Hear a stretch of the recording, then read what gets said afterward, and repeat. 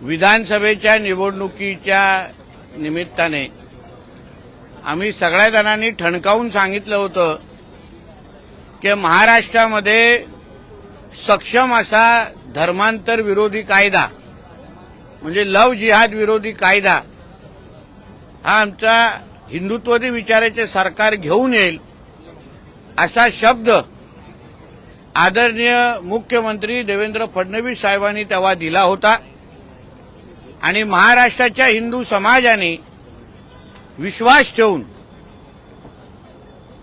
आपल्या हक्काचं हिंदुत्ववादी विचाराचं सरकार महाराष्ट्रामध्ये निवडलं आणि आज मला मनापासून समाधान वाटतंय की आज महाराष्ट्रामध्ये एक सक्षम धर्मांतर विरोधी कायदा हा कॅबिनेटमध्ये पास झालेला आहे। धर्म स्वातंत्र्य अधिनियम 2026 या अंतर्गत ज्याचा लवकरच काही तासामध्ये GR निघेल, यापुढे आमच्या कुठलीही हिंदू बहिणीकडे कुठलाही हिरवा साप जिहादी वाकड्या नजरेने पाहू शकणार नाही आणि अशा पद्धतीचे कुठलेही त्यांनी लव जिहाद सारखा प्रकार करण्याचा प्रयत्न केला तर आता महाराष्ट्रामध्ये अतिशय सक्षम असा धर्म स्वतंत्र कायदा अधिनियम 2026 म्हणून आता कायदा लागू झालेला आहे। यासाठी मी आमचे आदरणीय हिंदुत्ववादी विचाराचे मुख्यमंत्री देवेंद्र फडणवीस साहेब, दोन्ही उपमुख्यमंत्री आणि पूर्ण कॅबिनेटचा मी मनापासून आभार मानतो। याचबरोबर हा कायदा लागू व्हावा यासाठी असंख्य हिंदुत्ववादी विचाराच्या कार्यकर्त्यांनी, हिंदुत्ववादी विचाराच्या संघटनांनी जे सकल हिंदू समाजाचे मोर्चे काढले, असंख्य हिंदुत्ववादी विचाराच्या कार्यकर्त्यांनी वर्षानुवर्ष संघर्ष केला, अंगावर केसेस घेतले, काही लोकांनी आपला प्राण पण गमावला। या सगळ्यांच्या मेहनतीमुळे, प्रयत्नांमुळेच आज हा दिवस महाराष्ट्रामध्ये आपल्याकडे एक अत्यंत कडक असा धर्मांतर विरोधी कायदा हा लागू झालेला आहे। आता संबंधित पोलीस स्टेशनला हा ऑफेन्स रजिस्टर करण्याचा पूर्ण अधिकार आहे।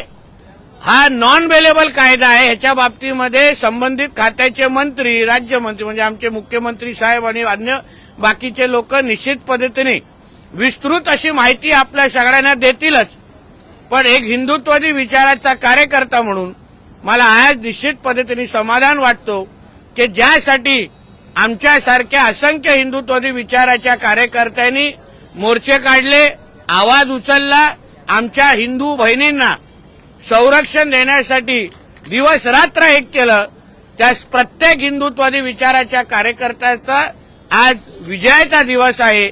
यापुढे आमच्या महाराष्ट्रामध्ये कुठल्याही हिंदू बहिणींकडे कोणीही जिहादी वाकड्या नजरेने बघणार नाही, एवढा विश्वास त्यांनी मी सांगू शकतो। जी प्रक्रिया आहे ती राबवली जाईल। काय अरे कॅबिनेटमध्ये दाखल झालं, तुझा जास्त अभ्यास आहे वाटतं।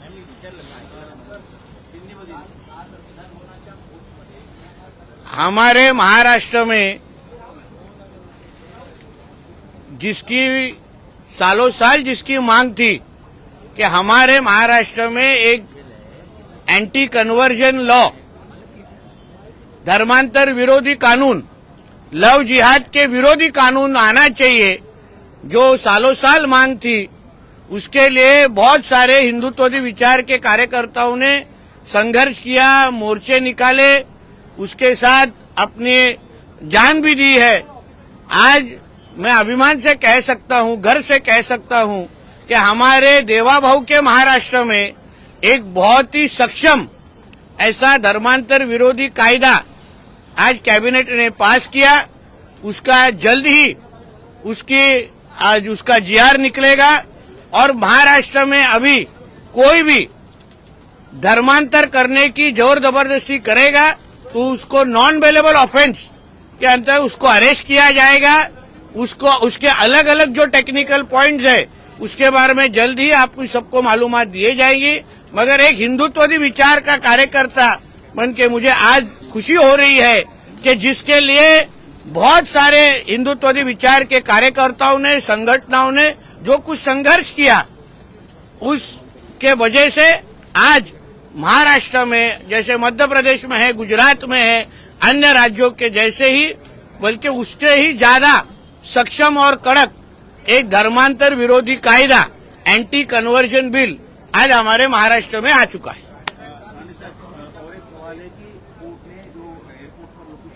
अरे ह्याच्यावर काय प्रश्न असेल ते विचारा ना, एवढा ऐतिहासिक दिवस आहे, तुम्हाला विषयाचा गंभीर कळत नाही। राज्यांमध्ये हा कायदा लागू झालाय, मात्र सर्वोच्च न्यायालयामध्ये या संदर्भात अनेक एक लक्षात घ्या, कॉन्स्टिट्युशनली पण हा कायदा अभ्यास करून त्याच्याही रेफरन्स आम्हाला कॅबिनेटमध्ये सांगितलं गेलं की कॉन्स्टिट्युशनली हा कायदा नेहमीही सर्वोच्च न्यायालयाने त्याला समर्थन मदतच केलेली आहे किंवा कॉन्स्टिट्युशनली याला सपोर्टच केलेला आहे, म्हणून सगळ्या चौकटीत हा कायदा बसून याची अंमलबजावणी केली गेलेली आहे। धर्मांतर केलेलं आहे त्यांना परत घेण्यासाठी संदर्भामध्ये काही उपाययोजना करण्यात येणार आहे। त्यासाठी घर वापसीच्यासाठी असंख्य वेगवेगळे दरवाजे उघडे आहेत। ज्यांना परत हिंदू धर्मामध्ये यायचं असेल त्यांना निश्चित पद्धतीने पूर्ण पद्धतीने ताकद आणि मदत दिली जाते। पण इथे जी विशेष करून जर आपण पाहिलं असेल तर शिक्षण असेल किंवा आरोग्य असेल वेगवेगळे आर्थिक आमिष दाखवून ख्रिश्चन मिशनरी मार्फत देखील मोठ्या प्रमाणात धर्मांतर सुरू होतं, तसे आरोप देखील करण्यात आले होते। तर याच ठिकाणी आर्थिक नाड्या कशा प्रकारे आवळल्या जातील काय? बघा, एक लक्षात घ्या, जेव्हा आता पहिलं काय व्हायचं, जेव्हा आम्ही कुठल्याही आमच्या हिंदू बहिणीला किंवा असे कुठलेही सामूहिक धर्मांतर व्हायचे कोणातरी मिशनरीच्या माध्यमातून, तेव्हा कुठलाही कायदा नसायचा ज्यांच्या अंतर्गत आम्ही त्या व्यक्तीला मदत करू शकलो असतो। पण आता ते सक्षम पद्धतीने आता कायदा लागू आहे, म्हणून आर्थिक कुठेही फसवणूक झाली असेल, जबरदस्ती केली असेल, नातेवाईकांना पण कोणीतरी चुकीची माहिती देऊन काय केलं असेल तर त्याची सगळी तरतूद। म्हणून आपल्याला विनंती आहे की कायदा आल्यानंतर व्यवस्थित वाचल्यानंतर आपल्याला एक गोष्ट निश्चित कळेल की यापुढे कोणीही धर्मांतर करण्याची हिंमत आमच्या महाराष्ट्रामध्ये करणार नाही। पुढील अधिवेशनामध्ये कायदा पारित होऊन जाईल असं अरे आलं ना या कायदा कॅबिनेटमध्ये, तुमचा काय अभ्यास, पत्रकार आहे तुम्ही? नाही, तुम्ही याच्यात म्हणता ना, अरे कॅबिनेटमध्ये आला ना, आता अंमलबजावणी जीवार निघाला ना त्याच्या, तुझा अभ्यास कमी आहे रे बाबा। काय तू विचार ना, मला सांग ना, चल काय सभागृहात कुठे आलेला आहे? सभागृह पण कॅबिनेटमध्ये मान्यता मिळाली, जीआर आला तर येईल, ह्याच अधिवेशनात येणार ना। आता कॅबिनेटमध्ये आलं तर इथंच येणार ना, पुढचं अधिवेशन कुठे राहिलं? काय चोळून विचारतोय मला? नाही, मी विचारतो तुम्हाला की ह्याच अधिवेशन येणार ना बाबा। आज कॅबिनेटमध्ये आला तर पुढच्या अधिवेशन थांबायची काय गरज आहे? म्हणून नेहमी मोबाईलवर नाही, काही पुस्तकं पण वाचायची, कॉन्ट्रॅक्ट टाईप। फेरी ही सुरू झालेली होती परंतु ती पुन्हा एकदा थांबवण्यात आली। अरे परवा परत जाते, थांबवली कुठे, परवा परत सॅटर्डेला जाते। तुम्ही तिकीट घ्या आणि माझ्यावर चाला पाहिजे आपण सगळेजण, कशाला उगायचं? चांगलं काहीतरी झालं तर चांगलं बोला। आज परवा परत शनिवारी तिकीट बोट कोकणात चालली आहे, थांबवली आली नाही मॅडम।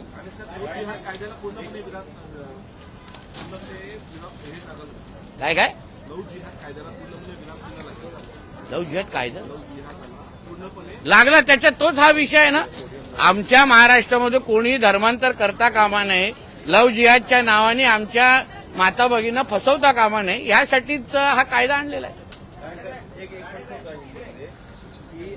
एयरपोर्ट पर जो नमाज के लिए लोगों ने हाईकोर्ट गए थे उसको हाईकोर्ट ने खारिज किया है, कहा है कि हाई सेंसिटिव एरिया है, वीआईपी एरिया है, सिक्योरिटी का इशू है, ऐसे में किसी भी ऐसी जगह पर कोई खुले में नमाज नहीं पढ़ सकता, कोर्ट ने खारिज कर दिया। स्वागत करना चाहिए, यही तो हम लोग बोल रहे हैं ना बार बार। अगर इतनी सारी मस्जिद है, वहां अगर नमाज पढ़ने के लिए अगर आपको जगह दी है तो आपको रास्ते और एयरपोर्ट की जरूरत क्या है? मतलब हर जगह आपको इस तरीके से जोर जबरदस्ती करनी है, फिर इससे अच्छा फिर मस्जिदों को ताला लगा दो। अगर रास्ते पे और एयरपोर्ट पे करना है तो फिर मस्जिद क्यों चाहिए? वो जगह कोई स्कूल इंस्टीट्यूशन को दे दो।